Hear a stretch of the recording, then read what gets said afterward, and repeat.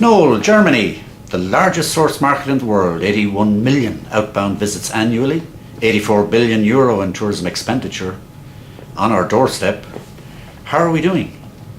We're doing okay if you just judge it against the average.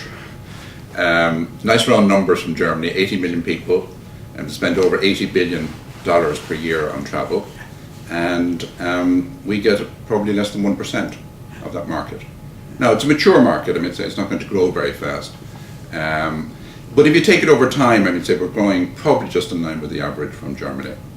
Okay, but yet when you look deeper at the market, it has a lot of things going for it that suggest there's potential to do better. For instance, it has an aging population, lots of time on their hands to travel. What other characteristics is there about the market that suggests we should go for more disruptive growth, if I can use that term? Well, as you say, it's an aging market, it's an aging demographic. And the interesting thing is, if we look back over time in Ireland, I think we probably score very well at the younger end of the market, and maybe we're underscoring at the older end of the market, which is actually the segment of the market that's growing. Yeah. And as you say, they have the time and the wherewithal to travel. Yeah. If you look at the German market, the travel trade is still frightfully important there. Yeah. And one of the interesting things is that the German travel trade actually were quite slow to adapt to or adopt online technologies in terms of consumer communication and booking mechanisms and so forth. So they were behind the eight ball in terms of the UK or the US, for instance. But the German market still, German trade still have a huge influence there. Sure. And the interesting thing is, if we look last year at the results that came out, German travel industry had probably had their best year for quite a number of years. Travel agencies had the best year for about 10 years. And I think the tour operators had the best year for about 5 years. They grew at about 4 or 5% last year. Not that dissimilar to the growth we kind of had from that market. Sure. So let's have a look at the supply side here. How do you think our product measures up to the demanding German visitor requirements? Well, I think the first thing is that you said is the demanding German market, and they probably are slightly more demanding than some of the nationalities, which is a good thing in a sense. Unfortunately, we don't have an awful lot of research on this. And we have a lot of top-line research which says people were satisfied with the holiday or the holiday exceeded their expectation. We know why they come here. The primary appeals are obviously the people, scenery, and the history or the culture. They're the top push buttons, if you like, for people to visit Ireland. We struggled a bit to find out what's unique in terms of an Irish holiday to a German visitor. Lots of things we offer are fairly similar to what they can get in Scotland or maybe even in Canada or somewhere. But there's some research on that. But the actual, I suppose, the visitor appraisal of what they experienced in terms of accommodation or transport and so forth, we've only got very top-line results. We know that in the past, in the recent years, they've been dissatisfied with the value for money. They think our cost of living is very high. They found food and drink prices high. Now, happily, that's moving in the right direction, so that should lessen. There's some concern about litter and pollution, and some concern about the transport infrastructure. Sure. And on transport, though I said it is a massive market that's on our doorstep, how well is Ireland served in Germany from an access standpoint?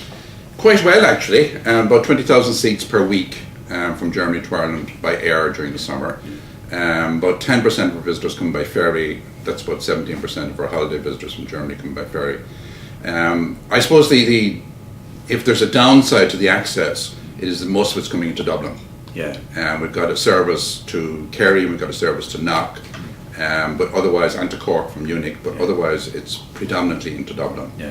But that shouldn't be the issue that it may have been in the past in terms of the better access we have here within Ireland from Dublin to the west of Ireland. No, indeed, it has improved enormously. But the product they want, by and large, is in the west of Ireland. So it would be good. It's unfortunate, for instance, the Ryanair service to Frankfurt Hahn that from Knock last summer is not going to survive this year. Sure. And last year we had about 450,000 visitors from Germany, which was close enough to the highest year ever back in 2007.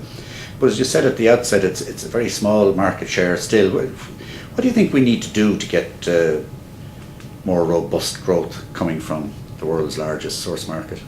Well, to use your phrase, I think we need some disruptive growth, and I suppose the market assessment that's been undertaken by the agencies at the moment is to be welcomed, because I think we need to drill down a bit more into the kind of segments where we can get growth. If Ireland is to do better, we've got to win market share. Simply to do the average growth of 3 or 4% per annum is not going to make any impact on kind of growing the number of visitors to Ireland. Sure. So we need to do better than that. And the only way we can do that is by winning market share. We've had enough investment, I think, in the German market over 30 or 40 years now. There's good groundwork done there. But I think we need to identify the segments more carefully. Sure. We talk about the culture and sightseers, about 6 million of them may be disposed coming towards Ireland. But I think we need to drill down and get... Yeah. The interesting, if you look at the results from last year, the specialist tour operators, if you leave out the big six, who are the mass market operators and the cruise operators, the specialist operators actually had a better year. Their growth was between 7 and 8%. Yeah. And that's how the market is moving. Sure. More dynamic packaging, more customized itineraries, more reasons to visit, like events and activities and so forth.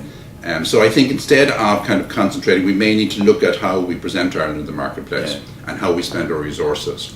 I think we have, a good solid foundation in the market in terms of appeal and image and awareness. Interesting that nearly 40% of our visitors each year from Germany are repeat. Which is very high. Which is very high, Yeah, which good shows thing. a good thing. It's under sustaining our demand from Sure. obviously from Germany. Sure. But we need to grow the first-time visitor a bit more aggressively than we have been doing. So I think we need to concentrate on those segments that are growing. City breaks are growing. Short holiday breaks are growing. Activity or special interests are growing. And we need to leverage the trade better. I think certain people in the industry here would think that maybe we moved away a bit from the trade. Maybe not some of the traditional wholesalers that we've been dealing with in Germany. But there's a whole raft of small operators out there and different channels to reach committed consumers who want the kind of product we have to offer. Great.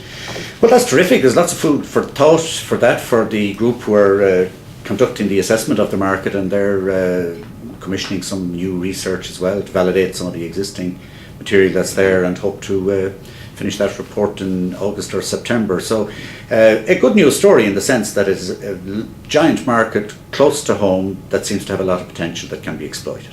Yeah, I think all the forecasts are suggesting is going to continue to grow. In the short term, I mean, say the latest economic data that came out from Germany is very encouraging. Factory orders, production are up, exports are up, unemployment is down. And consumer confidence is at a 5-year high on the latest survey from Germany. So that's good. I think the assessment would do well to perhaps invest some money in the research. The question you had earlier, how does a German value or see or assess the product we're offering? Maybe in terms of entertainment, maybe in terms of facilities we're providing to Germans.